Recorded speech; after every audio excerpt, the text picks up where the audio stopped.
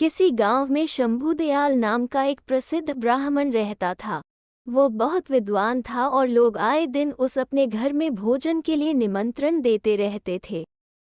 एक दिन ब्राह्मण एक सेठ जी के यहाँ से भोजन करके आ रहा था।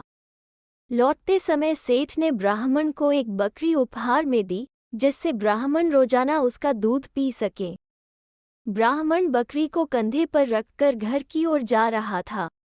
रास्ते में 3 ठगों ने ब्राह्मण और उसकी बकरी को देख लिया और ब्राह्मण को लूटने का षड्यंत्र रचा। वे ठग थोड़ी थोड़ी दूरी पर जाकर खड़े हो गए।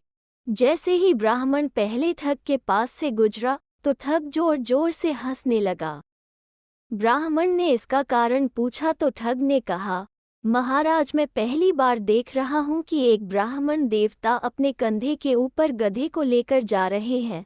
ब्राह्मण को उसकी बात सुनकर गुस्सा आ गया और ठग को भला बुरा कहते हुए आगे बढ़ गया। थोड़ी ही दूरी पर ब्राह्मण को दूसरा ठग मिला।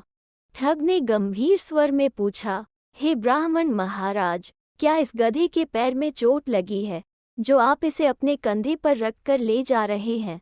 ब्राह्मण उसकी बात सुनकर सोच में पड़ गया और ठग से कहा, तुम्हें दिखाई नहीं देता है कि यह बकरी है, गधा नहीं? ठग ने कहा, महाराज, शायद आपको किसी ने बेवकूफ़ बना दिया है, बकरी की जगह गधा देकर। ब्राह्मण ने उसकी बात सुनी और सोचता हुआ आगे बढ़ गया। कुछ दूरी पर ही उसे तीसरा ठग दिखाई दिया। तीसरे ठग ने ब्राह्मण को देखते ही कहा, महाराज, आप क्यों इतनी तकलीफ उठा रहे हैं? आप कहें तो मैं इसे आपके घर तक छोड़कर आ जाता हूँ।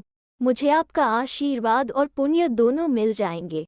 ठग की बात सुनकर ब्राह्मण खुश हो गया और बकरी को उसके कंधे पर रख दिया। थोड़ी दूर जाने पर तीसरे ठग ने पूछा, महाराज, आप इस गधे को कहाँ से लेकर आ रहे हैं? ब्राह्मण ने उसकी बात सुनी और कहा, भले मानस, ये गधा नहीं बकरी है।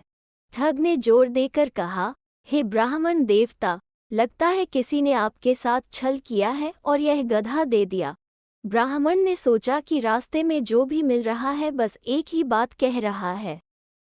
तब उसने ठग से कहा, एक काम करो, ये गधा मैं तुम्हें दान करता हूँ, तुम ही इसे रख लो। ठग ने ब्राह्मण की बात सुनी और बकरी को लेकर अपने साथियों के पास आ गया। फिर तीनों ठगों ने बाजार में उस बकरी को बेचकर अच्छी कमाई की और ब्राह्मण ने उनकी बात मानकर अपना नुकसान कर लिया। कहानी से सीख, किसी भी झूठ को अगर कई बार बोला जाए तो वो सच लगने लगता है। इसलिए हमेशा अपने दिमाग का उपयोग करें और सोच विचार कर ही किसी पर विश्वास करें।